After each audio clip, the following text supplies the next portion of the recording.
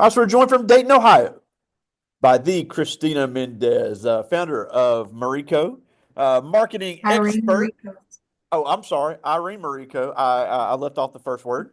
We thank you so much for joining us. This is our entrepreneurship class. I got a room full here with me at Velma Jackson High School, and we're recording this for all of our friends in Madison County schools, Madison Central High School, Ridgeland High School, Germantown High School, the Academic Option Center, and our YouTube channel. So, thank you for fitting us in your schedule today. No problem. I am very blessed to be here. Now, obviously, we want to talk about all the things you've done there in Dayton and all the things Irene Marico does. You got a really cool website, a lot of good content. But just give us a little background because you've talked about this some about how your original plan was not to be an entrepreneur. So just take us through your Yes. kind of your background, going to community college and all that stuff. Absolutely. So yes, my original plan was not to be an entrepreneur. Consequently enough, my father is a photojournalist and has been his whole life. So I've only ever known entrepreneurship, but I didn't want to do that. I figured I was like gonna go do my own thing. I didn't want to like follow what my dad was doing because I just swore I was gonna be so different. And so I went the original route, go to college, try to figure it out. Originally was going to go to college to be a journalist, and then the industry of journalism upended, so you didn't have to have a degree to be a journalist. And I was smart enough to read between the lines and realize, okay, this is not going to be it for me. Then I think I decided that I wanted to go in for like maybe like psychology or social work. But then I was going through that and was like, man, there's so many barriers to helping people that I didn't want to be a part of. And so I have three kids by myself, so I always had to like work. So I always had like two or three jobs. And so consequently enough, I started working at a school and I was their receptionist. And it was a small school for allied health. And so every time someone would get fired, I'd be like, "Can I take the job? Let me do it. Like, let me do it." And I did that all the way up to becoming a director of marketing for the school. And so Wow. that is where I found my love for marketing at. It just came natural to me, self-taught. So I just read all the books and really marketing, which is what I'm really excited to talk about today, is something that you can, once you learn it and apply it, if you can show results, you can get into it tomorrow. You can start making money before 18 marketing tomorrow. And so Wow. that's kind of how I started. So I quit my job, formalized my LLC, got an LLC, and I was on my way. That's incredible. Now, obviously, and I'm with you on marketing because it is such a lost art. It's such an important Mhm. skill. And I know you've got some content about it, finding ways to reach your audience. And it's actually quite simple. But the problem is so many young people they say they're so shy or so nervous or I can't talk to people. Well, you're never going to make any money. So, Yeah. um, now, on your website, and we'll get that website towards the end, but you have some really cool work that you've done on there when it comes to helping businesses find their brand. Mhm. Because businesses can have Mhm. a great leader, they can have a great concept, they can have a great product, they can have great customer service. But at the end of the day, they have to market and they have to sell themselves to set themselves apart. So, Yes. how did you? So, what are some things that you do for these companies to help them find their brand? Well, first, so when I first started out, I started out doing career advising because I had gotten all the way to the top of my field, and I didn't end up completing college. So I was like, oh, I have a talent for this, and I'm really good at getting good jobs. So I wanted to help people get good jobs, and then I realized again, jumping through loopholes. I didn't want to jump through loopholes. I didn't want to ask for permission, and so I then started consulting small businesses. I think I check the numbers like at least every couple of months, but I think the last time I checked, I've talked and worked with over 500 small businesses, whether it be on a long-term or short-term basis. And so the first thing that I would say that you need to do before you even get into marketing is figuring out what it is that you're selling. A lot of times we're starting businesses because you saw someone else start a business. So you There you don't go. know like you don't know what your unique selling proposition is, your USP. You don't know what makes you different. So half of the time when I'm getting a business, it's about getting to the root of what it is that they actually wanted to do. what it is that they're actually here to do. And then once I figure that out, then we got to figure out, well, what makes you different. And if there's not something that you currently have in front of you that's different, you realize that you just got a copy of something else, then I work to help make it different. And that's where, being innovative comes into play. And so we have to go through all of that. But in order to do any of that for high schoolers, you got to figure out who you are. We got to figure that out. And so I do a cool exercise. I do this with my life coaching and I do this in my business coaching is look up the meaning of your name. I believe that your best business ideas, I believe that what you're here to do in life is in the meaning of your name. And I'm not just talking about like your first name. I want you to get out a piece of paper. I want you to write down your entire name. So, and I have a really, really long name. My whole name is Christina Irene Marie Mendez Griffin. So I wrote my whole name out. And I write all my clients' whole names out. And then say like, say someone in a group is like, well, my name means tree branch. Okay, cool. Let's look up the symbolism. What's the symbolism for tree branch? And you're gonna write it until you get a sentence. I have never not been able to use this formula and connect what someone was trying to do with the meaning of their name. Wow. So I think Wow. it right now in the high school stage, it's about figuring out what you want to do. But I think we get tripped up because you think that you have to figure out like what you want to do for the rest of your life. No, just what you want to do right now. I believe that everybody is a media brand, and I believe that everybody should be talking about what it is that they're doing. So if right now all you're doing is talking about basketball, talk about basketball. And in 10 months, now you want to be a graphic designer, talk about that. But I think the less time you spend being quiet, you're harming yourself. You're not helping yourself. So it's Absolutely. a roundabout way to say that I think you have to figure out who you are. And so in order for me to figure out what the business owner wants to do, I have to peel back who they are. Then we get into business because everything that is in the business is directly correlated to who you are as a person. Yeah, and then on top of that, because you talked about finding out who you are, and a big deal on that, especially with high school kids, is they're in the high school mindset is, okay, I need to be able to sell this to 15, 16, 17 year olds. When you have to think outside the box. And we've had several Mhm. guests of this class say, if you're just depending on marketing to your family and friends, you're setting yourself up to fail. So how is it Absolutely. you figure out what is needed in your target market? I think that your target market is never going to be who you actually think it is. So it's about listening. Like you have to listen. So a long time ago, I had a client and they wanted to sell a certain type of product to their audience. But the data kept coming back that they didn't want that. They wanted to sell dresses, but the data kept showing that their audience wanted sweatsuits. And because they kept trying to push dresses instead of sweatsuits, the data showed that every time they put sweatsuits on their website, it sold out. Every time they put club dresses on their website, it didn't move. So I think it's about looking at the data, looking at who's already engaging with you. You have some success. Even if you post a picture, right? And the picture gets 5 likes. I want you to go look at all the people that liked it. And I want you to find some commonality. Do they all go to the same school? Do they all live in a certain area? You need to figure out who already likes you, who is already engaging with you.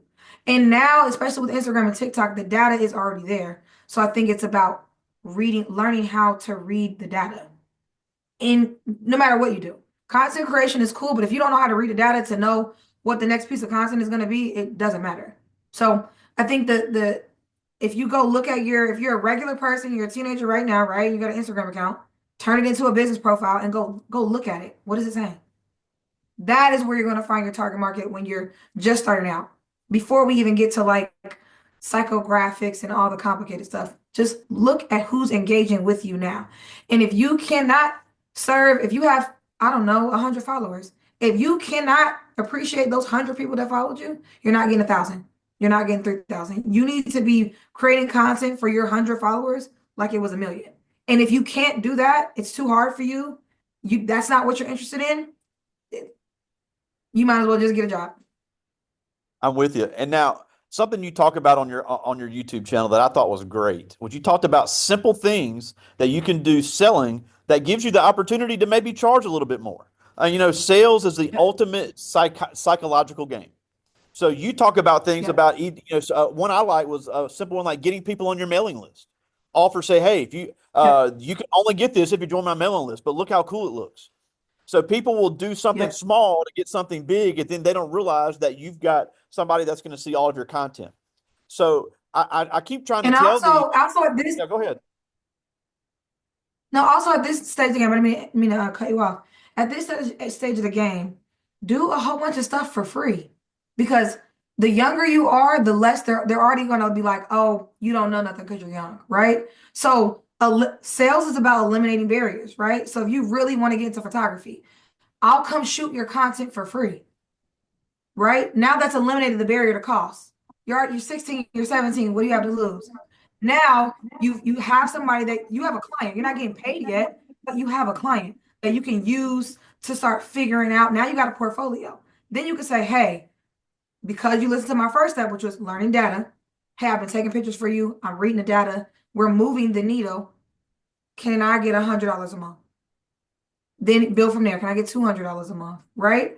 But I think a lot of times because TikTok got everybody believing that they can be a millionaire tomorrow, which they can. I'm not saying that you can't. But if you haven't figured out how to get to that $1 million tomorrow, then your best thing is to keep some movement going, right? You need to just be moving. When you stop, you've lost. So if you want to sell t-shirts, ask a teacher, can I make you, what's your favorite team? Let me make you a shirt for free. I don't want anything. That shows ingenuity, that shows initiative. But you gotta start somewhere. And being mad or being upset about how you start, you're losing already. You just need to start.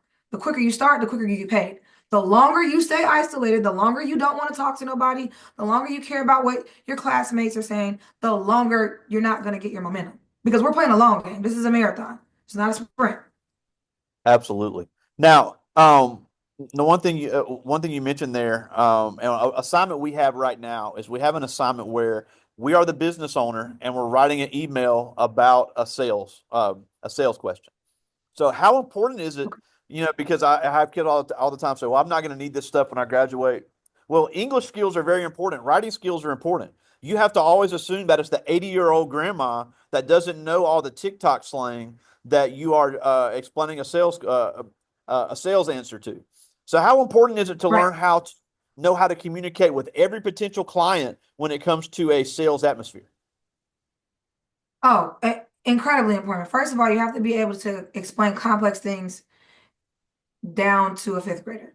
So first of all, you have to understand it to then be able to simplify it. But if you can't talk, you can't make no money. Period. Because even though your audience may be 22 and 23-year-olds, right? A brand deal, if you want to be a content creator, a brand deal is not 22, 23. They're 30, 35, 40, right? They're older than you. So it doesn't matter if you can only talk to your peers. The person, you got to be able to talk to the person that's going to give you the money. And if you can't do that because you can't write a simple email, and you can't respond in a professional way, you're never getting a brand deal. You can't even put a coherent email together. So it is super important to understand how to speak. You have to be able to speak to different people. I can talk to kids. I can talk to someone in their 60s. I can market to somebody that's 20. You have to be able, the better of a communicator you are, and this right now, you got all the practice in the world, the easier this is going to be. Even with colleagues, I've noticed that they're not getting the deals done because they can't communicate. They don't know how to read the room and be like, this calls for this type of email. This calls for this type of email. And then also, as it relates to sales, when you're selling, you're not talking about what you can do for the customer. You're talking about what they're going to benefit after doing business with you. It's not about, well, I got this camera and we could come do. No, it's about after we take your photos, we're going to get you in front of these people by way of this. It's always about them. It's never about you. Yeah, and even selling simple things. Well, and look, me and you have both shopped online where it says spend this much and get free shipping. Well, I was like $3 short Mhm. of the free shipping. I was like, well, dang, let me buy something else just so I could get over that. And Exactly.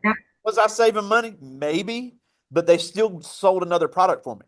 So simple things like Exactly. that, finding ways to move that one more product. That one more product adds up Hmm. over time. Absolutely. Now, That's what and TikTok Shop is all about. I yeah. think anybody Now, right now that's in the game, anybody right now that's in the game of selling should be looking at an app called Whatnot. It's a live TikTok shop live is the next wave. And even if you don't got a TikTok, if you got an Instagram, go live and talk about a product live and be sending the link live. That and guess what? You can't get on TikTok live and sell nothing if you can't talk, if you can't communicate. Absolutely. So this is all Absolutely. going to trickle down. You're not running from this. Yeah, and all the time, if you're ever going to be in business, a sale has to be made all the time, whether it's Absolutely. on your platform or whether it's face to face. It is something that has to be mastered in order for you to be successful in business. Now, I want to talk about Irene Marico because you have a great website and you're really making some waves. You've won awards. You've been speaking there in Ohio. So just talk about what it is you do and some of the people you've reached because you specialize in nonprofits, and we have a couple in this class that are interested in nonprofit concepts. So, talk about how your company, Irene Marico, helps nonprofits brand themselves in order to reach their market. Well, let me start first with one place. It is admirable to want to start a nonprofit, but first, I want you to figure out how to make yourself money. A lot of times, especially in Black and Brown communities, we want to start out the nonprofit route because we think it's going to be easier, because we think it's going to be easier for people to give something to a charitable cause. No, I want you to find a for-profit business that Great will make point. you money, that will make Great you point. working for yourself. Once you have established yourself, you have gotten wealth for yourself, only then can you start a nonprofit. I do not want you to start a nonprofit right out the gate, unless you have figured out a way to get a substantial amount of money upfront, a lot of buy-in to do it, and it won't be hard. But that's not normally nonprofit cases. Normally, it's a slow grind. Um, my agency is called Irene Marie Co. If you speak Spanish, Irene Marie Co. Irene Marie Consulting is what the full name is. Irene and Marie are my grandmother's middle names. They're all of my grandmother's and my daughter's middle names. So Christina Irene Marie, my daughter is Madison Irene. My other daughter, Julissa, is Julissa May Irene Marie. So that's where the name comes from. And the name is built off being resilient. Um, Irene and Marie stand for complete and being a star. So it actually kind of made sense. I didn't know that until I did that exercise I was referring to earlier. But what we do in nonprofits is that nonprofits have to realize that they are a business. Just because your tax designation is different from a for-profit business, they still need to be running high-level social media marketing, content creation like a business. And so a lot of times because they get trapped in a trap of being like, oh, we need donations or we're asking for something, it literally stops them from selling and it stops them from marketing at the highest level. And I've marketed for big brands. I love B2B companies. There's a lot of money to make over there. B2B stands for business to business. So Yeah. think of like Macy's, think of like Dick's Sporting Good, that'd be a B2B, a big corporation, Target, Amazon, B2B, right? But I want to I'm really great at what I do. I know this is a gift from God that only came from God. Because like I said, I didn't go to school for this and I've been able to make a life for myself off of it. I just wanted to use my talents to work with people that were trying to make the world a better place. I think there's a lot of people here that can help a lot of people make a lot of money. Um, and I wanted to just use my talents in a different way to do different things. We do still work with for-profit businesses, but our goal is to help as many nonprofits. Now, get this, nonprofit doesn't mean a charity. Schools are nonprofits. I have a huge segment of my business that is just athletic departments and schools. Um, Hospitals are nonprofits, so it could be anything. But what we go through is we go through and break down what they're already doing. And I've never seen a nonprofit effectively marketing. So we go in and just get the content because they're so busy doing the task that there's no one there behind the scenes articulating what they're doing and why it matters. It's a lot about storytelling, but storytelling on social. Because another thing that happens is nonprofits think that they need all these videos, they need all these videos from all these video agencies, which you do need, but they don't realize how much you can get done just with social media. Actually, yesterday I just hit a milestone with one of my clients. We were able to garner them 1 million impressions and views in 30 days. They've not paid an Wow. ad. It's just off of our work. It's just solely been off of Wow. organic content. You can still win in organic content. You just gotta know what you're doing. You gotta be consistent at it. So yeah, so that's what we do. We do social media management. We build websites. We write the strategies. We creative direct, whatever the job needs. We're here. My agency's here to fulfill those needs, and it's really really cool. The difference between making a client $100,000, that's cool, that's tangible. But the difference between helping a nonprofit get the money that they need to serve the community, it just feels completely different. So that's why I decided to take my specialization where I've taken it. And I Abs- know going into business again, because I know my purpose, right? I know I'm taking the long route.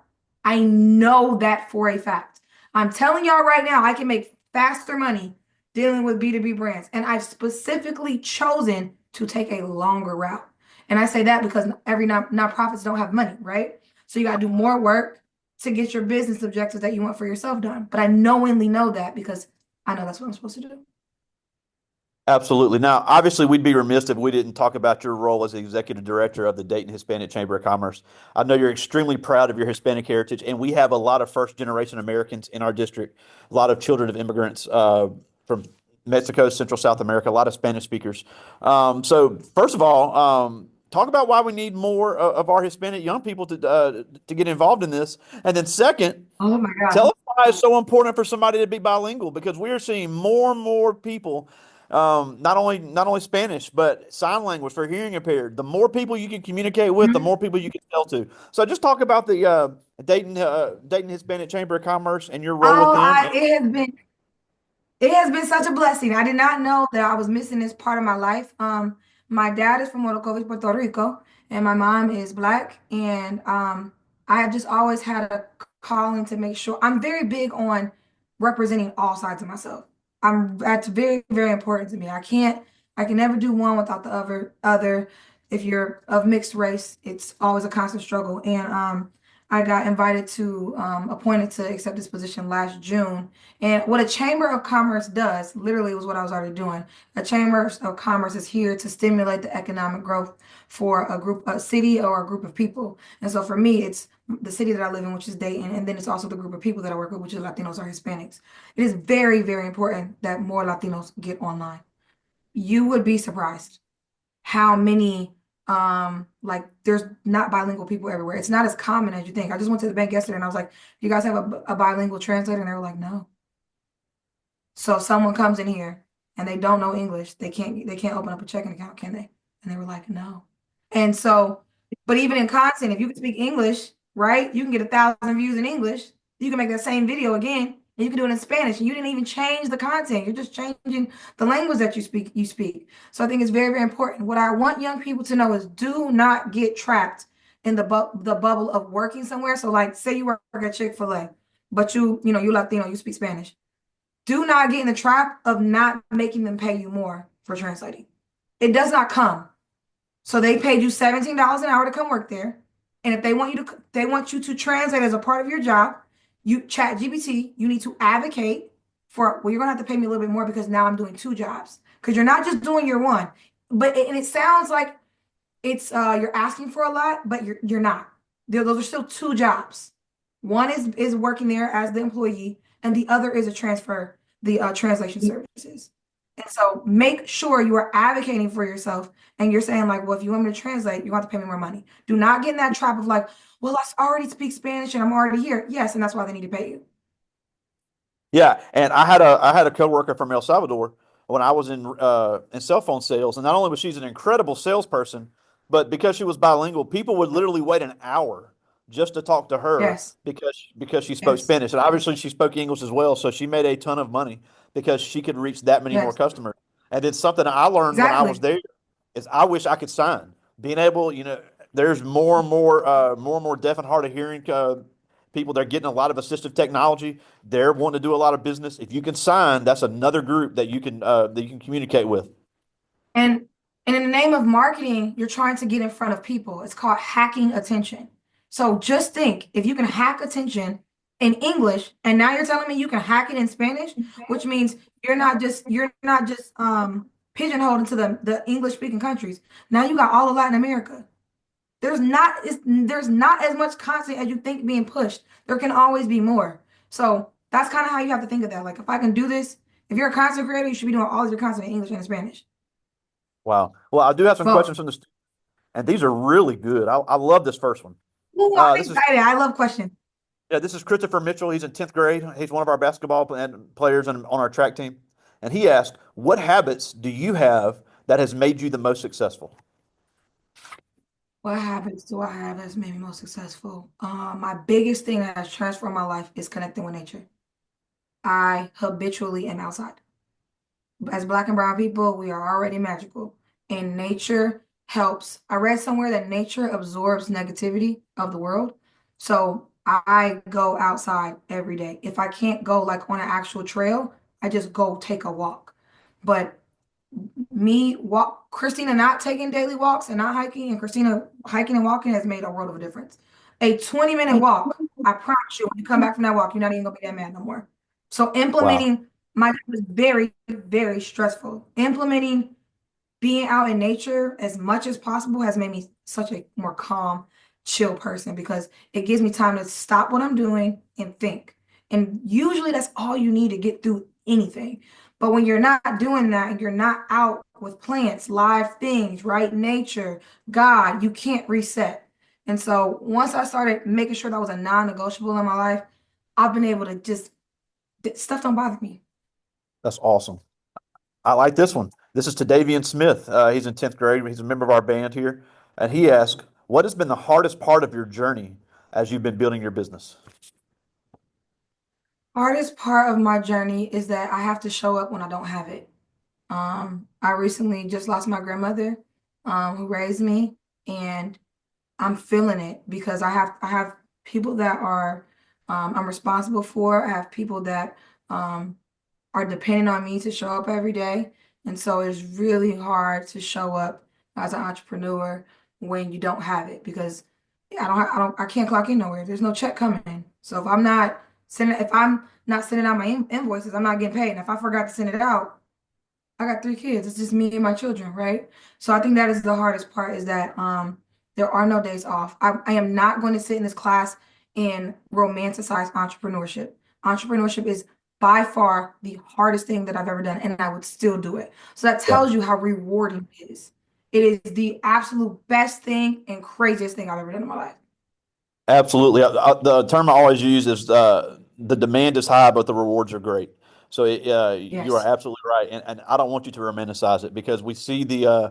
we see the glamorous side, and I always joke about the Jasmine Sullivan song about she goes, "I'm going to open a business, move to Atlanta, be rich," and I'm like, it doesn't exactly work like that. But you are No, a great you'll be example of how rich it in works. 7 years, but you're going to be broke the first 7. That's what they don't tell you. All right, this is another great question. This is Tyler Myers. He's in 10th grade, one of our football players, and he asked, "How do you ensure that your marketing efforts always align with your clients' overall business goals?" So sometimes you get it wrong. Sometimes you get it wrong. But you got to start out with a strategy, right? And it also comes back to checking in with the business objectives. So you don't want to set a strategy in place and be like, okay, so say the client is like, our goal is that we signed it to be a client with you and we want to make $100. I got to be checking to see how much money that they're actually making because I don't want to get 30 days through a strategy, 90 days through a strategy, and they haven't made their money. So I think the key is always checking in to make sure that what you set out to do is working and not waiting until it's been 6 months of somebody spending money with you to realize this isn't working.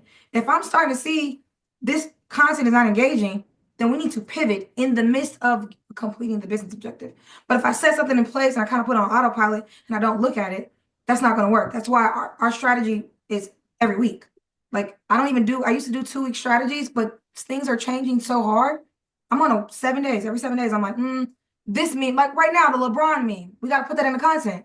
The LeBron is trending. LeBron, LeBron, LeBron. That has to go somewhere, right? If I wait a week, I'm gonna miss that wave, and There you that's go. the attention that I could have missed, which is called hacking culture. So I'll have a resource that I'll share at the end that I think all of them should access has helped me tremendously. But that is how I ensure you're not always going to get it right, but you get it really, really wrong when you wait too long to change the strategy.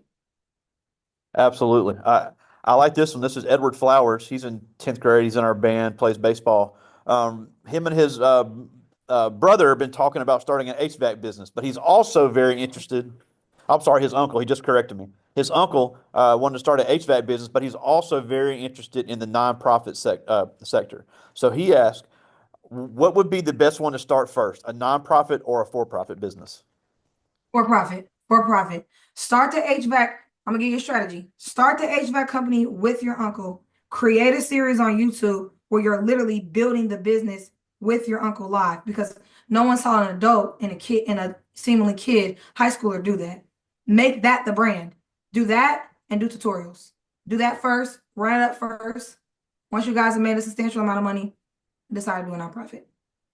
But I would Yeah, do a and whole entire content on TikTok and YouTube. YouTube the long form videos should be like tutorials. The short term videos should be like vlogs of you and your uncle starting it. I'm talking about everything. Going, getting the first client, doing when you guys run into problems. Like I would make that the your story in your plan needs to be the content. I would watch that because I'd be like, what they doing today? yeah, and he's got several ideas bouncing around, but I'm with you. I do think especially in Mississippi, it gets so dang hot here. These HVAC guys are making a killing. And I pick got time. one. No, Yeah, I got time for one more. This is Cameron Sutton. He's in 10th grade, and he asked, "How do you handle success? Or how do you handle failure?" Hold on, I'm getting buzzed by the office.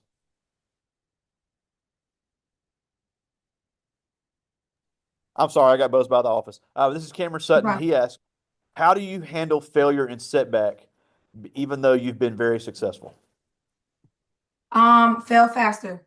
I'm trying to fail as fast as possible so I can get to the answer. Failure is only one step closer to a yes. So I'm not moved. One I'm person's gonna coaching. say no, the next person's gonna say yes. So fail faster. Don't be scared of don't even be scared to fall. Don't take it personal. It's just data. Failure is data. Absolutely. Well, we're almost out of time, and we thank you so much for taking some time for us. It's just amazing your passion you have and all the great work you're doing there in Ohio. But a few things before we go. IreneMarico.com, Irene Marico on Yep. Instagram, all your content, the Christina Mendez on YouTube. Like I said, I watched some of Yes. your videos today, and I thought they were fantastic. Thank you. Yes, guys, follow me on Instagram at thechristinamendez.com. If you have to follow me first, but if you have more questions, I will literally answer every single question.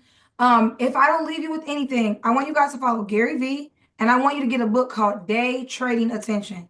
I bought the book and I've been marketing it for almost 10 years, and I went viral from the Wow. strategies. It teaches you exactly what you need to do to hack culture. Get Day Trading Attention. It's a purple and yellow book. If you DM me, I will send you the link to it. Get that book, read it in its entirety, pick a strategy, and use it.